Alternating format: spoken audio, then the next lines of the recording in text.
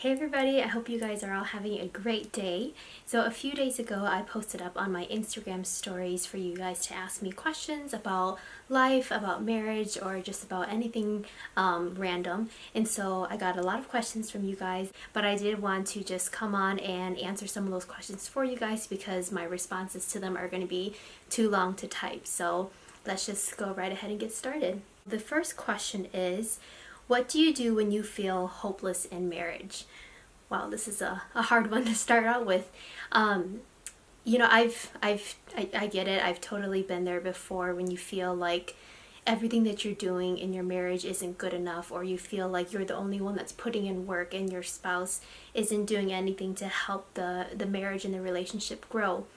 The first thing I can do, or the first thing that I would suggest, is to really just have grace on yourself and on your spouse, because marriage is tough, and you're going to be going through a lot of roller coasters in marriage. It's going to be going up and down, and it's easy to just feel like there's no hope.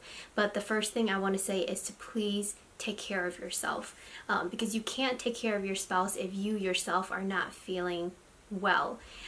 So give yourself some rest, let yourself re-energize, clear your mind, and really think about what it is that you can do to make your marriage better. A lot of the times it is that we have to start looking at ourselves before we look at our spouse, in order to change our marriage for the better. But it's tough when you feel like you're in a spot where there's just no going up from here. But I just want to say, please, don't give up. It's during these hard times that your marriage is really going to grow, and you're going to build a lot of character in your marriage, you and your spouse, because during the hard times, that's when you need to lean on each other the most. So don't give up on your spouse. Don't give up on your marriage. I know that it's really hard right now, but just stick it through and really just take it every day, one at a time, instead of just, throwing in the towel and giving up. The next question is, how do you find out you and your spouse's conflict-solving preferences? The first thing I want to say is, just when you are approaching your spouse about finding ways to resolve conflict in your marriage, make sure that you both are at a good place. You don't want to figure out how to solve each other's problems when you're in the heat of an argument, because you're just going to have emotions being thrown out there. So the best place is when you're both level-headed, so that you can have a conversation and really just talk to each other when you're listening to one another. Because when you're arguing, when you're fighting, you don't want to listen to another person. Most of the time when you're arguing with your spouse, the reason why you're doing so is because you want to be heard. Your spouse isn't listening to you, and so arguing and talking back is the way for you to feel like you're being heard. So first, try to find a time when you and your spouse are both level-headed, there's no conflicts, maybe on a date night, a conversation over dinner or something, to just talk about how is it that I can address your needs, and how can I be there to listen to you when we're going through something tough. That's what I would say is the first step, and probably the best way to figure out your conflict-solving preferences. So the next question, what has been the biggest battle or struggle you've had to overcome in marriage? Literally, this is something that I still have to do every single day, and it really is dying to myself, because my life is not just about me anymore, it's also about my husband. Hence, where Discovering We came about, because once I got married, I knew that my life wasn't going to be all about me anymore. It's going to be about me and my husband. It's going to be about we, and so that's what Discovering We is, discovering what it is to go from me to we. But also just, everything that I say, everything that I do impacts my husband, because my husband is a reflection of me and how I treat him. So what is it that he's saying to other people about me through his actions, through the way he carries himself? Really, I've learned a lot about myself through my husband, and who I want to be and who I don't want to be. So it's really been a struggle to put aside my own ego and put aside what I want in order to meet him where he is, instead of making him, always meet me where I am. So really just unlearning all of that and building it new with him. How do you convince your spouse that quality time is important? Never assume that your spouse can read your mind. Quality time looks very different to everybody. To one spouse, it may be intimacy. To another spouse, it could be having really engaging conversations.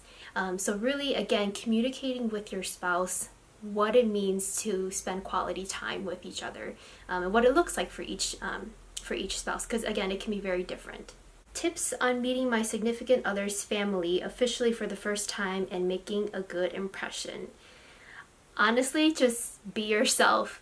Funny story, when my husband and I were dating, the very first day that he asked me to be his girlfriend, I took him home to meet my parents, which when I think about it, I was like, this is a good idea. Like, this is serious. I want him to meet my parents, and I did not consider like what that meant to him, because he was totally unprepared for it. I mean, and bless my husband, he was amazing and he made a wonderful impression on my parents. And he was talking to my parents, and we actually had dinner together. So it was a pretty big day for him. He got a girlfriend and got to meet her parents during the same day. But really, just be yourself. People can see when you're being fake.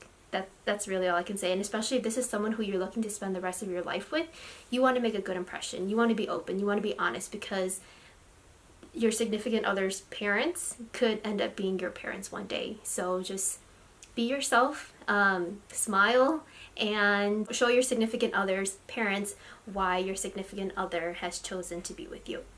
Advice for enjoying the single life when romantic relationships are all over. TV, music, books, and social media. Everything that you see on social media, every book that you read, every story that you hear, take it all with a grain of salt, because nothing is always as it seems on social media.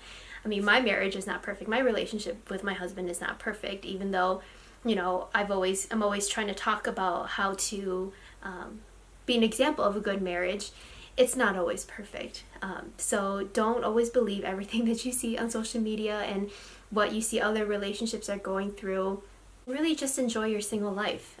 Take this time to make yourself better and to really develop yourself as a single person before you get into a relationship or before you get married, and really try to learn and understand what is it that God's teaching you now in preparation for when you get into a relationship and when you get married. And so the last question is, what's one thing you and your husband will agree to disagree always?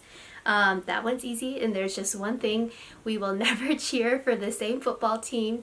I am a Green Bay Packers fan, and my husband is a Minnesota Vikings fan.